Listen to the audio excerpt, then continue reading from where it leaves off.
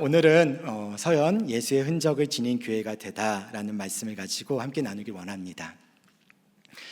우리가 지난 3주 동안 서연 예수로 충만한 교회, 그리고 예수의 심정에 민감한 교회, 그리고 예수만 자랑하는 교회, 그렇게 교회가 되다라는 제목을 가지고 같이 나눴었고요. 오늘은 서연 예수의 흔적을 지닌 교회가 되다라는 말씀을 가지고 갈라디아서에 나오는 말씀으로 좀 함께 나누기를 원합니다. 갈라디아서는 사실 좀 어려운 부분들이 좀 있습니다. 율법과 복음에 대해서 너무나 심오한 이야기들이 참 많이 기록되어져 있는 말씀이기도 하죠. 바울이 쓴 이 갈라디아서는요, 우리가 배경적인 부분을 좀 알고 있으면 이 갈라디아서를 읽는 데 있어서 조금 더 수월할 수가 있습니다. 주 47년경에 바울은 바나바를 만나게 되고요, 안디옥 교회에서 사역을 하다가 안디옥 교회 파송을 받아가지고 1차 전도 여행을 시작하게 되어집니다. 그렇게 1차 전도 여행을 시작하는 그 과정 속에서 현재 터키 부근이었던 이 갈라디아 지방으로 가게 된 거죠. 그곳에서 비시디아 안디옥, 그리고 이고니온, 그 다음에 루스드라, 더베라는 지역에서 복음을 전하게 됩니다. 1차 전도 여행을 하는 바울 일행이 어떤 생각을 가지고 복음을 전했었는지를 우리가 조금 더듬어 본다면, 생각해 볼 수 있다면, 이 갈라디아서가 쓰여졌던 배경에 대한 상황들을 우리가 좀 이해하고, 이 갈라디아서가 어떤 생각과 어떤 뉘앙스와 어떤 의도로 쓰여졌다라는 것을 우리가 조금 더 알아볼 수 있을 것 같다라는 생각이 들어요.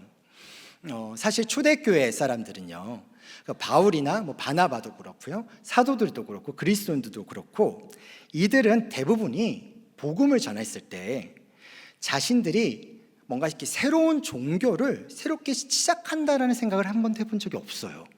왜냐하면 이들 대부분 다 유대인들이었거든요. 그러니까 유대인들로서 살아오고 자라오는 과정 속에서 하나님의 말씀 속에, 또 율법 속에, 토라 속에 메시아, 그리고 선지자들 통해서 예언되어졌던 그 메시아에 대한 어떤 기대들은 이들에게도 분명하게 있었어요. 그런데 이들이 예수님을 만남으로 인해서 율법의 완성자요 구원자가 바로 예수 그리스도라는 사실, 그 예수님이라는 사실을 이들은 확신하고 믿게 됐던 거죠. 그리고 그것을 이들이 전도 여행하는 과정 속에서 항상 어디로 갔었냐면요, 각 지역에 있는 유대교회 회당, 우리가 흔히들 디아스포라라고 얘기할 수 있는 그런 회당에 가서 이 사람들이 가가지고 예수 그리스도가 곧 율법에 나왔던 구원자다, 우리의 구원자다라고 강조하고 가르치고 알렸었던 거예요. 그런데 자신들은 그냥 그런 생각을 가지고 알렸던 건데, 문제는 뭐냐면 이 유대인들은 그렇게 말하고 있는 이들을 핍박하게 됐던 거죠. 또 이들을 무시하게 됐었고요, 이들을 멸시하게 되었던 겁니다. 그러니까 자신들과 다른 종교를 지금 이야기하고 있다고 유대인들은 이들을 지금 핍박했었던 것이죠. 자, 그런 중에 이방인들이 바울이 전하는 복음을 듣고 믿게 되는 상황이 됐어요. 바울과 일행이 회당에서 복음을 전했을 때요, 그곳에는 유대인들만 있었던 것이 아니라 처음에는 그 유대교에 대해서 어느 정도 호감을 가졌었던, 그래서 회당에 드나들던 이방인들이 있었어요. 근데 이들이 우연히 바울과 일행이 와서 복음을 전하는 그 이야기를 듣고 받아들이게 된 거죠. 믿게 됐던 거죠. 자, 그렇게 돼서 이제 그 크리스찬들, 예수를 그리스도라고 생각하고 있는 사람들의 모임 안에 이들이 이제 들어오게 된 거예요. 같이 생활하고 있는데, 자, 이들은 이방인이잖아요, 그렇죠?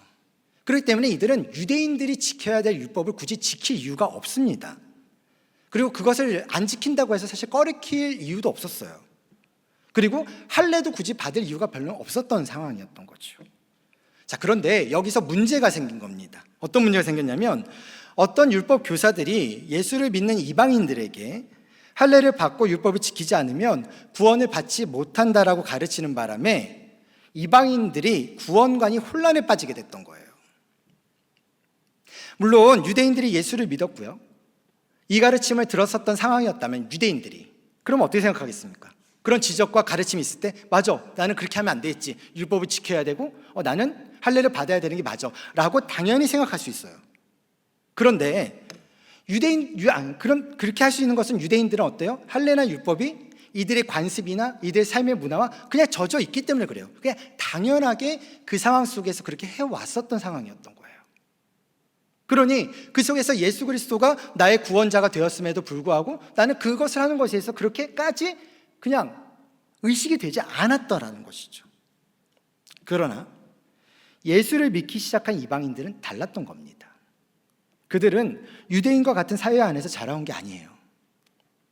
그러다 보니까 이걸 해야 된다는 생각을 해본 적도 없고요. 그리고 이걸 꼭 해야지만 구원을 받는다라는 이야기를 들었을 때 왜? 아닌데 바울은 그렇게 얘기하지 않았는데 근데 왜? 근데 저 사람들이 얘기하는 과거로부터 그렇게 예언되어지고 얘기 나왔던 그 예수 그리스도는 분명히 저쪽에서부터 나오는 이야기 같긴 한데 그럼 내가 율법을 따라야 되고 할례를 받아야 되는 건가? 안 받으면 나는 구원을 못 받는 건가? 이 구원관에 혼란이 빠지게 됐던 것입니다. 이 이야기를 바울이 1차 전도여행이 끝나고 2차 전도여행을 가서 거기에서 듣게 되어진 거예요. 그리고 그것을 돌아와서 아니다라는 것을 다시 이야기한 게 갈라디아서죠. 자, 간단한 질문 하나만 하겠습니다. 아마 다들 그래도 명확하게 대답하실 수 있을 것 같은데 여러분, 술 먹으면 구원 못 받습니까? 담배 피면 구원 못 받습니까? 도박하면요? 보통 교회에서는요, 술이나 담배나 도박에 대해서 하지 말라고 가르칩니다. 그런데요, 그러면서 마치 구원을 못 받는 것 같은 뉘앙스를 풍기는 경우가 가끔 있습니다. 여러분, 이것들은 정신과 건강에 해로운 것이고 나쁜 것이고요, 패가망신하는 것들이긴 합니다. 그래서 안 하는 게 나을 수가 있습니다. 오히려 그 방향성이 더 낫겠죠. 물론 본질적으로 더 들어가서 죄가 무엇이냐라는 것에 대한 이야기를 시작하게 되어진다면 그 원죄에 대한 이야기를 시작하는 것에 있어서 이 논의는 한참 뒤에나 그냥 예시로 들어질 수밖에 없는 논의입니다. 그런데 우리는 이것이 마치 구원을 받는 것과 못 받는 것의 기준이 되느냐 이야기할 때가 가끔 있는 거죠. 그러나 여러분, 이러한 행위가 구원을 못 받는 건 결코 아닙니다. 구원받기 전의 삶, 구원받기 전의 그 삶에서 행위는 악하든 선하든 하나님이 보시기에는 다 악한 겁니다. 그런데요, 구원받은 후의 삶에서 하나님이 보시기에 악한 행위는 아버지가 자녀에게 훈계하듯이 하나님 아버지께서 그냥 한 대 뒤통수 맞는, 때리는 그냥 그 정도의 훈계가 바로 여기에서 말할 수 있는 부분이지 생명책에 호접할 일은 결코 아니라는 겁니다. 그래서 좀 질문이 바뀌어져야 될 것 같은데요, 구원을 받는 것이 무엇인가를 하거나 하지 않거나가 필요했다면 구원은 값없이 불가항력적인 은혜로 받은 것이라는 가르침은 어떻게 설명할 수 있을까요? 에베소서 2장 8절 이렇게 써 있습니다. 너희는 그 은혜에 의하여 믿음으로 말미암아 구원을 받았으니 이것은 너희에게서 난 것이 아니요 하나님의 선물이라. 구원은 하나님의 은혜에 의해서입니다. 구원은 은혜에 의해서입니다. 믿음은 은혜라는 것이 구원으로 가기 위해서는 믿음이라는 작용이 필요합니다. 의해서와 말미암이라는 단어를 결코 잊으면 안 됩니다. 구원은 그래서 하나님의 선물입니다. 우리의 노력과 우리의 공로가, 우리의 믿음과 우리의 믿음의 열심이 구원의 모습에 있어서 결정적인 역할을 한다는 것이 아니라 하나님의 은혜가 우리로 하여금 믿게 함으로 말미암아 하나님 앞에 나아갈 수 있게 하는 것이 바로 하나님의 은혜 때문에 가능한 것입니다. 그것 자체를 구원이라고 이야기하는 겁니다. 구원은 하나님의 선물입니다. 하나님으로부터 온 선물입니다. 우리가 무엇인가를 하거나 하지 않거나 해야 구원을 받는다는 것은요, 결코 구원이라 말해서는 안 되는 것입니다. 예수 그리스도의 십자가의 죽음과 부활이 이것이 하나님의 구원 계획 안에 있고요, 그리고 그것이 나의 구원자 되심의 증거라고 내가 믿는다면 구원받은 것입니다. 구원은 하나님의 주권이고요, 하나님은 하나님의 그 주권으로 당신을 구원하셨습니다. 구원받은 믿음이 우리 안에서 점점 자라나기 시작해요. 그게 믿음이 가지고 있는 속성입니다. 그런데 그 믿음이 자라날 때 뭐가 자라나기 시작하냐면 같이 우리 안에서의 기쁨과 우리 안에서의 감격들이 같이 자라나요. 알아가면 알아갈수록 정이 더 깊어지고 알아갈수록 감정이 더 깊어져 가듯이 그 기쁨들이 더욱더 깊어져 가면서 내 안에 하나님의 기쁨이 되고자 하는 욕망, 원함이 커지게 되어집니다. 나 자신을 자랑하려고 했었던 내 안에 있는 많은 스펙들과 많은 삶의 방식들이 점점 바뀌게 되어져 가고요. 주님이 구원받은 자에게 바라는 모습으로 바뀌어져 가게 되어져요. 그분이 기뻐하는 방식으로 나는 살고 싶은 마음이 생기기 시작하니까. 그러다 보면 우리 주 그리스도를 아는 지식 앞에서요, 배설물로 여겨져 왔던 술, 담배, 도박 끊을 수도 있는 것입니다. 거짓 교사들은 그리스도인이라는 명목상의 이름은 가지고 있었지만 여전히 유대교의 전통과 관습에 얽매여 있었습니다. 그들은 예수를 나의 구주로 영접하는 것만으로는 완전의 구원에 이를 수 있고 유대교의 종교 의식인 할례를 받아야만 완전한 구원에 이를 수 있다는 거짓 복음을 가르친 것입니다. 다시 말해서 인간의 행위를 구원의 조건으로 삼았었던 것이죠. 그의 바울은 복음을 희석시키고 또한 왜곡시키고 있는 이단들의 속임에 넘어가는 것이 너무 안타까워서 한 영혼을 소중히 여기는 목자의 심정으로 갈라디아서를 쓴 것입니다. 서양교회도 마찬가지입니다. 우리 안에 수없이 많은 부분들에 있어서 이 복음의 진리가 바로 서 있어야 함에도 불구하고 그렇지 않은 경우들이 많습니다. 내가 살아왔던 삶의 자리와 내가 살아왔던 삶의 관습과 내가 살아왔던 삶의 경험들이 마치 성경에 있는 듯 성경의 이름으로 사람을 판단하고 공동체를 판단하고 영혼을 판단하는 경우가 많습니다. 그리스도인들이 가장 실수하는 것, 그리스도인들은 그리스도인이라는 문화 안에서 배우고 습득한 것들이 있습니다. 그런 종교성을 가지고 있는 충분한 것들이 있어요. 그러나 그리스도인 밖에 있는 사람들, 쉽게 얘기하면 믿지 않는 사람들은 그리스도인이라는 문화에 대해서 잘 모릅니다. 여기에서 앉아서 뭐에 앉아 있어야 되고 뭐가 얘기해야 되고 왜 손을 드는지 왜 기도를 하고 있는지 왜 기도하는데 눈 감으면 안 되는지 눈 감아야 되는지 눈 감으면 안 되는지 큰일 나는지 알겠습니까? 근데 우리는 그냥 자연스럽게 눈 감습니다. 아까 제가 주기도문할 때 뜨고 봤습니다. 여기에서 2분이나 3분 정도가 뜨고 있고요, 다 눈 감고 있습니다. 왜요? 신앙 고백이 기도입니까? 우리는 신앙 고백을 기도로서 생각을 했고 눈을 감고 하나님 앞에 묵상하며 나아갔던 방식이 있다 보니까 익숙해져 있는 거예요. 그래서 저조차도 눈 감고 합니다. 웬만한 사람 다 외웁니다. 그런데 이제 그 어떤 단어나 그런 부분에서 좀 차이가 나는 어떤 다른 교단들과의 상황들이 있다 보니까 어떻게 생각하십니까? 보다 보니까 틀리니까 자꾸 보게 되는 거죠. 그러면서 자책합니다. 다 눈 감고 있는데 나도 눈 감고 가야 되는 거 아니야? 나도 오늘 이번 주에 외워와야 되는 거야. 이런 식의 생각을 하게 되어지는 거죠. 우리한테는 익숙하지만 그들에게는 익숙하지 않는 부분들이 있음에도 불구하고 우리의 시선에서 그들의 모습을 정죄한다라는 겁니다.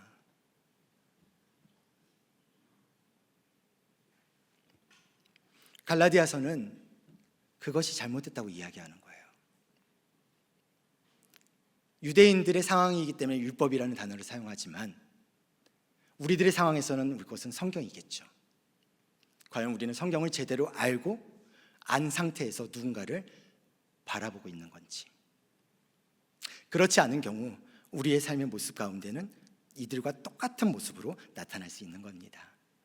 사랑하는 사랑가족 여러분, 교회의 본질적인 사명은 주님을 드러내는 것이고 복음을 전하는 것임을 믿습니다. 주님이 이 땅에 다시 오실 때까지 예수의 흔적을 지닌 교회로서 본질적 사명을 좀 감당할 수 있는 그런 흔들림 없는 은혜가 이 서연교회 가운데 있기를 간절히 소망합니다. 자, 그렇다면 우리 서연의 영가족들이 한 마음으로 감당해야 될 본질적 사명, 예수의 흔적을 지닌 서연교회의 모습은 과연 어떤 모습이어야 될까? 두 가지를 좀 이야기하려고 해요. 첫 번째는 무엇이냐면 가장 먼저 서연이 예수의 흔적을 지닌 교회가 되기 위해 순전한 복음을 절대 사수하는 교회여야 한다라는 거예요. 자, 갈라디아서 1장 6절에서 7절 말씀. 그리스도의 은혜로 너희를 부르신 이를 이같이 속히 떠나 다른 복음을 따르는 것을 내가 이상하게 여기노라. 다른 복음은 없나니 다만 어떤 사람들이 너희를 교란하여 그리스도의 복음을 변하게 하려 함이라. 여러분, 이단은요 처음부터 진리에 대해 정면에서 부정하지 않습니다. 언제나 비슷한 것들을 들고 와서 성도들을 교란시키다가 서서히 순전한 복음을 조금씩 변질시켜 버리는 것이 이단입니다. 이단이라는 한자어가 보여주듯이 이단의 글자 그대로 끝이 다른 것을 말합니다. 처음엔 비슷한 것 같지만 언제나 마지막이 다른 것이 이단이라는 거죠. 이 거짓 교사들이 그러했던 거예요. 구원의 조건으로 예수를 믿는 믿음의 필요성을 부인하지 않는다는 점에서는 같은데, 그들은 그 믿음의 할례와 같은 율법의 요구들을 더 지켜야만 완전한 구원에 이른다라고 진리를 왜곡시키면서 강조하고 있다는 거예요. 사탄의 전략은 진리에다가 교묘하게 다른 것을 덧붙여 희석시켜가지고요 복음을 부실하고 흐리멍텅하게 만들어버립니다. 우리의 신앙을 흐리멍텅한 신앙으로 힘없게 만들어서 진리의 기초를 부실하게 하여 구분하지 못하게 하는 것입니다. 그런데 이러한 이단의 공격은요 지금도 여전히 교회 안에서 행하여지고 있다는 거죠. 수많은 교회와 성도들이 진리를 훼손시키는 이단의 가르침에 속절없이 넘어가고 있습니다. 자, 그런데 더 정말 안타까운 것은 구원의 진리를 이단보다도 모른 채 단지 신앙을 무거운 짐처럼 여기며 생활하고 있는 성도들의 모습이 훨씬 더 많다라는 겁니다. 자, 보세요. 이 시대는 절대 진리를 부정하는 상대주의적 세계관을 가지고 있습니다. 이 시대 자체가 그렇습니다. 그리고 어떻게 예수만이 구원에 이르는 길이 될 수 있는지를 화두로 던지고 있는 종교다원주의적 시대를 살고 있습니다. 성도들이 영적 분별력 없이 흔들릴 때가 많습니다. 이 시대는 사실 성도이든 아니든 간에 나라는 우상에 집착하여 예수님이 아닌 다른 것들을 쫓아 살아갑니다. 제가 최근 기사를 이렇게 보다 보니까 저는 이거를 좀 접한 적은 없어가지고 그렇게 많이 못 느꼈었는데, 최근에 이제 기사와 통계들을 이렇게 쭉 나열되어 있는 것을 봤더니 최근에 술 소비량이 3, 4년째 이렇게 급강하고 있다고 이야기를 하더라고요.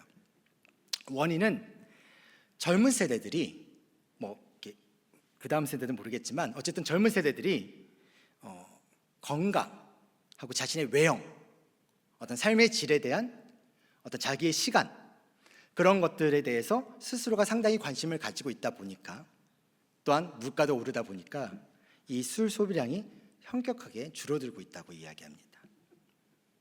보면서 되게 좋은 현상이네 라고 생각을 하면서도 마음 한켠에 마음이 좀 씁쓸했습니다. 왜 그 원인이 복음은 아닐까라는 생각이었어요. 요즘 다들 건강을 챙기고요 삶의 질도 추구하면서 살아가고 있습니다. 그런데 그만큼 우리는 영성의 질도 높이고 있는지를 생각해 봐야 되지 않을까요? 물질과 시간을 들여야지만 사실 건강해질 수 있는 거 맞습니다. 영적인 건강도요 그러한 만큼의 시간과 노력을 들여야 하는 건데, 과연 우리는 그렇게 하고 있는지도 생각해 봐야겠죠. 저희 아이가 고등학생인데 야간 자습을 합니다. 학교에서 하고 있어가지고 일주일에 한 2-3번 정도는 이제 한 11시쯤에 아이를 이제 데리고 픽업을 해줘야 돼서 가게 되는데, 낮에 이렇게 신방하고 그 다음에 사무실에서 절교 준비하다가 이제 11시쯤에 이제 집으로 갑니다. 갈 때 이제 아이를 픽업하려고 이렇게 학교로 가다 보면 거기에 가는 길에 그 큼지막한 2단 건물이 하나가 나옵니다. 자, 여태까지 그곳에 막 왔다 갔다 하면서 한 번도 그 건물에 불이 꺼진 거를 본 적이 없어요.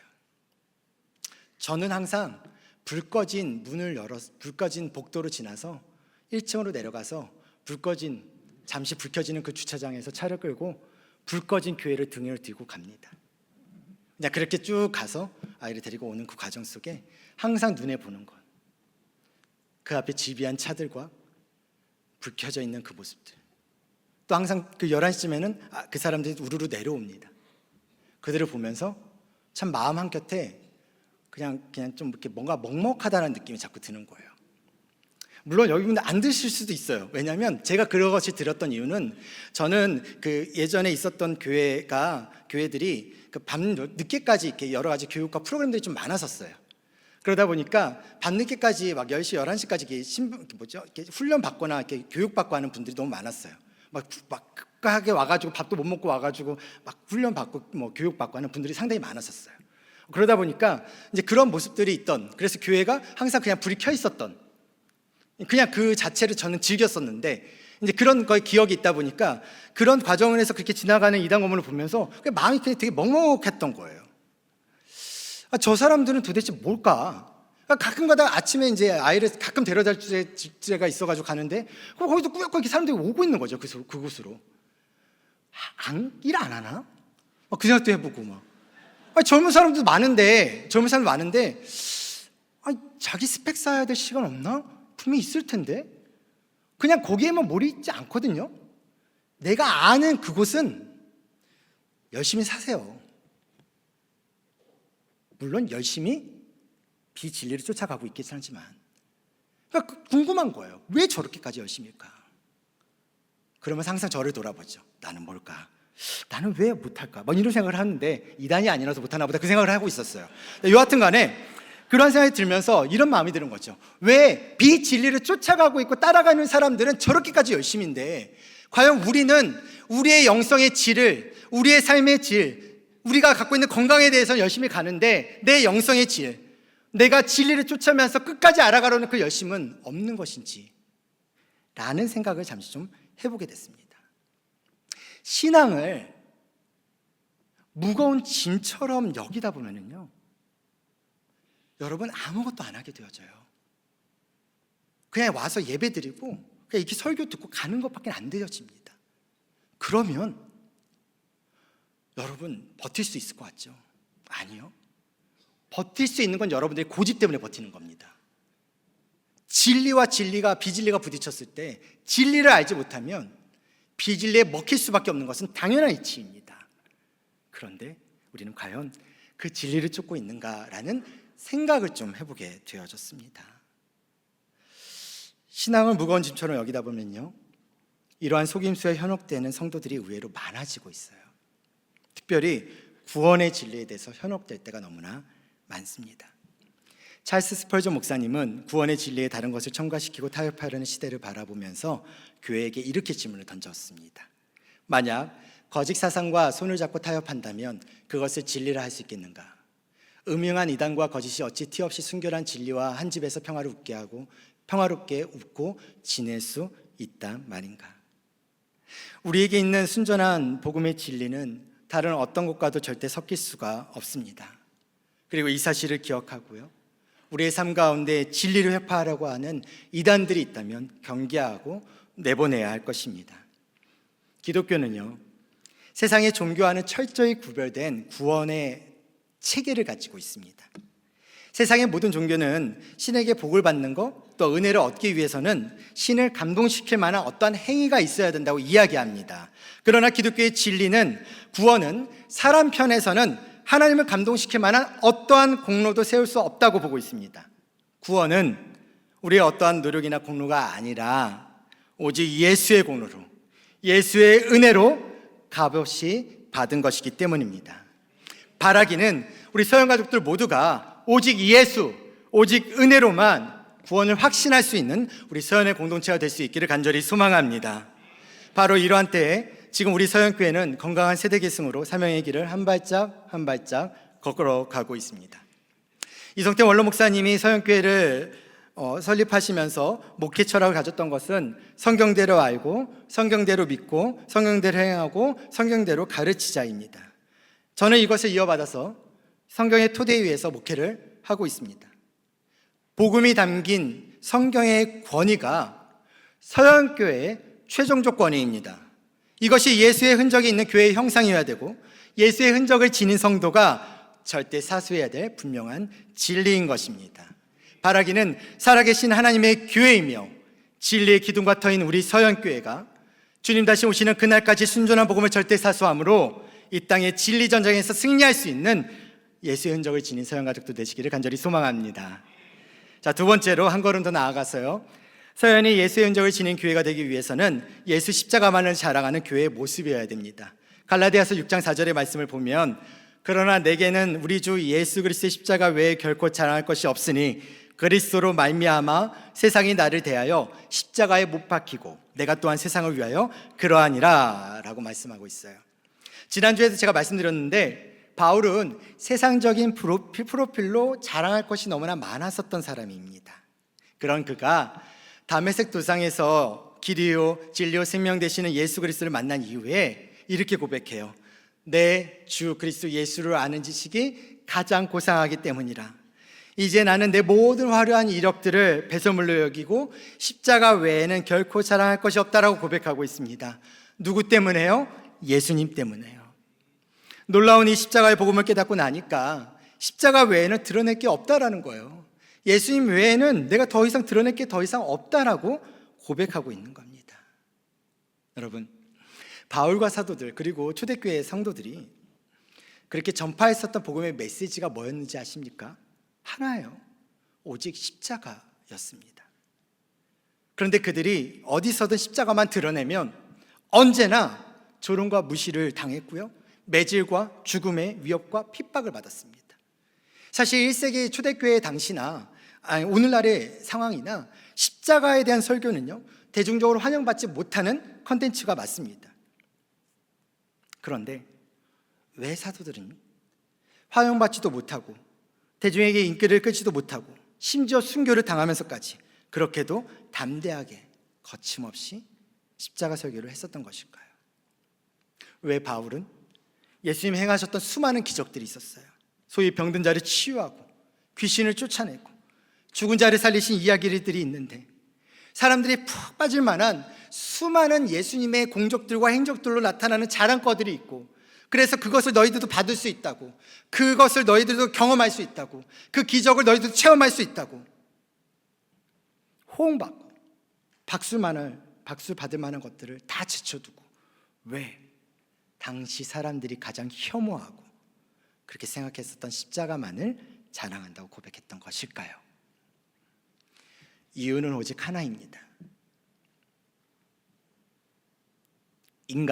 사람은 오직 십자가의 은혜로만 영원한 생명을 얻을 수 있기 때문입니다. 십자가를 지나야지만 생명이 있습니다. 십자가가 생명의 중심입니다. 십자가의 생명을 믿음을 통해서 받아야지만 그것이 우리의 신앙의 본질로서 구원받은 자로서 시작할 수 있게 되는 것입니다. 내 안에 생명이 있다는 것, 그것은 내 안에 십자가가 있다라는 것입니다.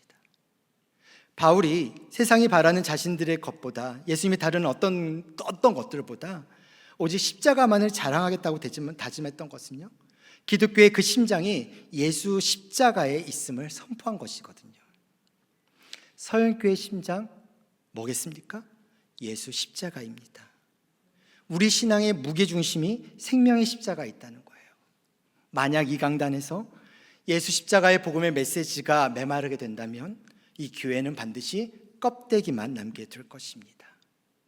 갈라디아서 6장 15절에 이렇게 쓰여 있습니다. 할례나 무할례나 아무것도 아니로되 오직 새로 지으심을 받은 것만이 중요하니라. 무슨 말일까요? 할례를 받나 안 받나 다 껍데기 이야기야. 전혀 중요한 게 아니라고. 정말 중요한 것은 오직 새로 지으심을 받는 거예요. 그 새로 지으심을 받기 위해서 예수 십자가 앞에 있어야 되는 겁니다. 그 십자가를 지나가야 되는 거예요. 그 십자가를 통해서 예수 생명을 얻어야 되는 거예요. 그 생명을 통해서 내가 살아있다는 것을 깨닫는 겁니다. 그 속에서 내가 변화되어져 가는 것이고 그 속에서 나에게 그 생명을 주신 하나님에 대한 마음, 그 기쁨이 샘솟을 때 내 인생이 변하고 내 삶이 변하고 내가 지나왔던 하나님의 보시기에 그렇게 바람직해 보이지 않았던 것들이 바뀔 수 있게 되는 것이겠죠. 그런즉 누구든지 그리스도 안에 있으면 새로운 피조물이라 이전 것을 지나갔으니 보라 새 것이 되었다라고 고백합니다. 우리의 시간이 흘러갈수록 우리의 겉사람은 후패해질 수밖에 없습니다. 과학이 발달하고요, 의술이 발달한다고 해도 이 진리는 절대 벗어날 수가 없어요. 그러나 속사람은 날로 강건해질 수 있습니다. 어떻게요? 예수 십자가를 품으십시오. 나에게 영생을 주신 예수님께 내 인생의 주도권을 전적으로 위탁하십시오. 세상 그 누구도 맛보지 못하는 평강과 긍휼이라는 것이 이 생명의 십자가를 품어서 그 은혜가 나한테 있다는 것을 맛보세요. 은혜를 겉핥기식으로 그냥 받는 것 만족하고 신앙생활 하려고 하지 마시고 은혜의 깊이를 찾아가세요. 파보시고 그 맛을 느끼시고 기쁨이라는 것이 무엇인지를 느끼시고 여러분들의 삶이 변하는 것이 어떤 것인지를 경험하시고 그러면서 더 깊이 파보시고 힘들어도 은혜가 나올 때까지 깊이 파보시고 알아가시고 그 진리를 내 마음속에 담을 때 그렇게 은혜를 파다 보면은요 비로소 깨닫게 되는 한 가지가 있어요. 그게 뭐냐면 이거 나 혼자 경험하면 안 되는데 라는 생각이에요. 내 자녀가, 내 부모가, 내 직장 동료가 내가 누리는 이 은혜를 누려야 하는데 그들이 신앙적으로 방황하고 방학 가운데 있는데 다시 이 은혜를 경험했으면 좋겠는데 라는 그 마음. 은혜는 통로예요. 받아야 흘려줄 수 있어요. 흘려주려면 받아야죠. 우리는 하나님의 은혜 안에 있습니까? 바울이 이렇게 얘기해요. 무릇 이 규례를 행하는 자에게와 하나님의 이스라엘에게 평강과 긍휼이 있을지어다. 껍데기에 논쟁하지 말고 우리 안에 평강과 긍휼이 있느냐. 예수 십자가를 붙잡고 십자가 위에 살았던 그 인생의 삶 가운데 하나님만으로 내가 행복해하고 그 경험들이 지금 나에게 있느냐. 지금 내 마음에 있어서 그 마음이 내 마음 가운데 품어져 나오는 거냐, 넘쳐져 나오는 거냐. 그게 바로 축복의 통로예요.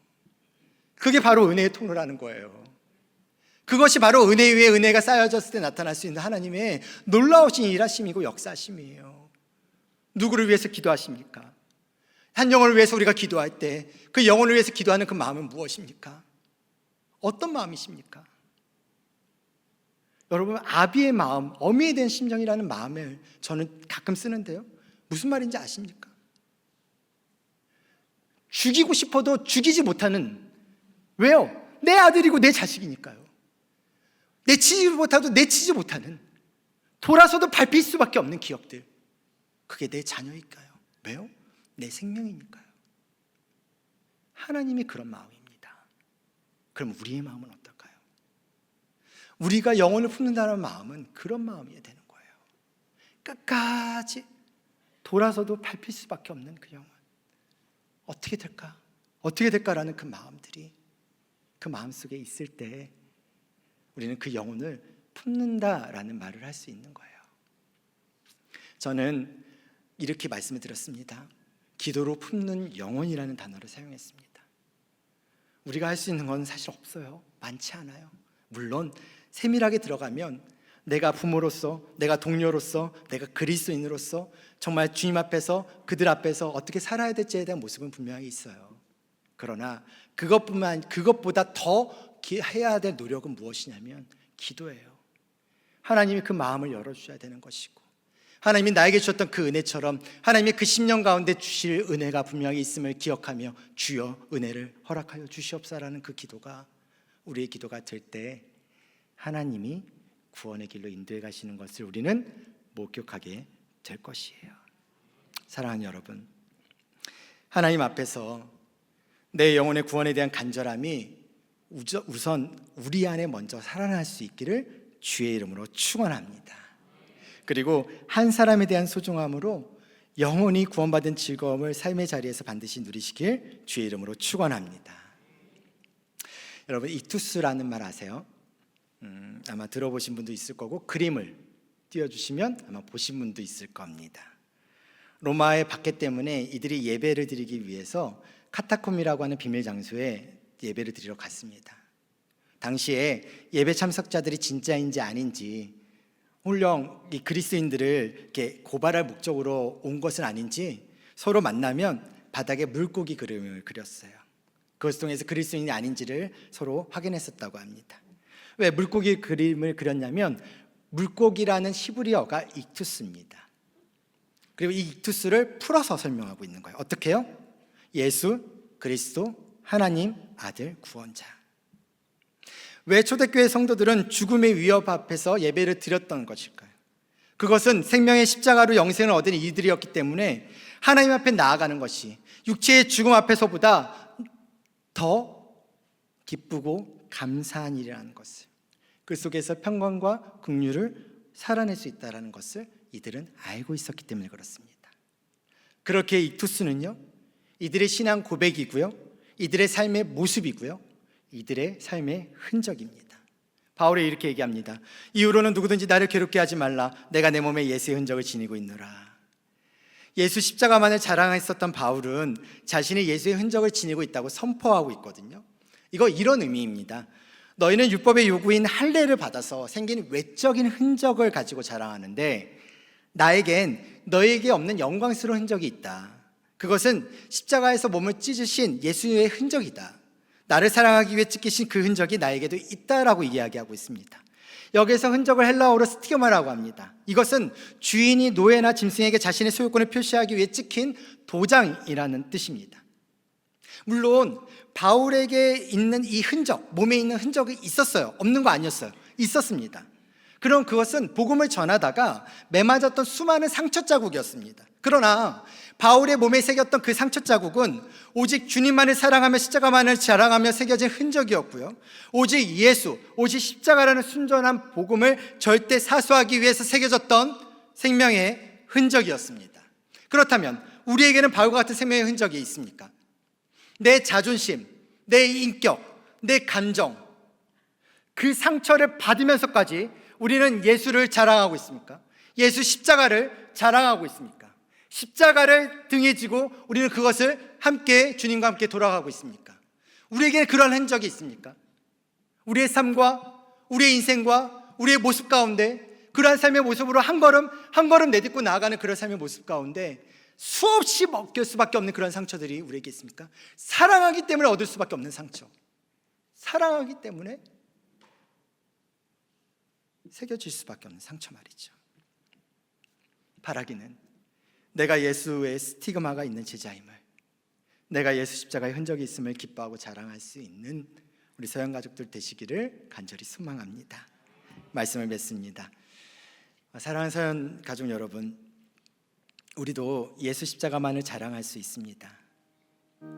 십자가만의 복음만을 증거하다 보면은요, 핍박도 있을 수 있고요, 조롱을 받을 수도 있고요, 인격 이하의 취급을 받을 수도 있습니다. 그러나 성도님들이 겪는 그 고통의 흔적은 반드시 영광이 될 것입니다. 왜냐하면 십자가의 도가 멸망하는 자들에게는 미련한 것이요 구원을 받은 우리에게는 하나님의 능력이기 때문입니다. 우리 서영교회는 지나왔던 36년처럼 앞으로도 순전한 복음을 절대 사수하는 예수의 흔적을 지닌 교회가 될 것입니다. 예수 십자가만을 자랑하고 증거하는 예수의 흔적을 지닌 교회가 될 것입니다. 그러니 이번 한 주간 한 인생의 걸음걸음마다 나의 흔적이 아닌 예수의 흔적만을 남기는 서영가족들 되시기를 주 예수 그리스도의 이름으로 축복합니다. 우리 옆에 있는 분들하고 이렇게 격려했으면 좋겠습니다. 예수의 흔적을 지닌 성도님 되세요. 격려하겠습니다. 또 격려하겠습니다. 기도로 품은 영혼 하나님이 구원하십니다. 우리 오늘 말씀을 정리하면서 우리 작성한 이름 가슴에 또 품고 세 가지 기도 제목 함께 읽기 원하는데요. 첫 번째 기도 제목입니다. 같이 읽겠습니다. 시작. 서연이 주님 다시 오실 때까지 순전한 복음을 절대 사수하여 예수의 흔적이 가득한 교회 되게 하옵소서. 아멘. 두 번째, 서연의 모든 삶의 걸음마다 예수 십자가만을 자랑하고 증거하는 예수의 흔적을 지닌 교회 되게 하옵소서. 아멘. 세 번째, 서연이 믿음으로 결단하고 기도로 품은 영혼, 하나님이 구원하셨음을 간증하는 교회 되게 하옵소서. 아멘.